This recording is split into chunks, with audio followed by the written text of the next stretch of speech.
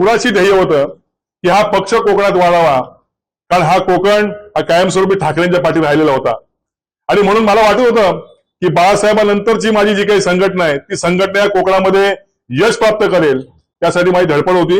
मला वाटतं ही धडपड माझी अर्धवट राहिली.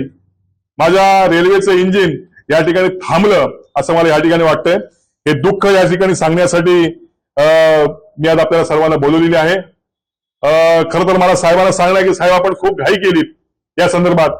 तुमचा विश्वासाचा शिलेदार आज अशा पद्धतीची पत्रकार परिषद घ्यावी लागते याचं वाईट वाटत आहे.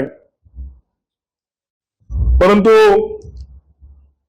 आलेल्या प्रसंगाला तोंड द्यायचं हे राजसाहेबांनी आम्हाला शिकवलेलं आहे. आणि म्हणून मी आलेल्या प्रसंगाला धीरानं तोंड देईन. एक मला या ठिकाणी सांगावं असं वाटतं की हे सगळे माझे सहकारी आज माझ्या बरोबरती आहेत. ज्यांना मी घडवलंय, ज्यांना मी ह्या राजकारणामध्ये आणलंय, हे सगळे सहकारी आज माझ्या बरोबरती आहेत. याचा मला सर्वस्वी आनंद आहे. परंतु राजसाहेब तुम्ही कालही मनात होतात, आजही आहात आणि भविष्यात देखील मनात राहाल असं या ठिकाणी सांगतो. धन्यवाद.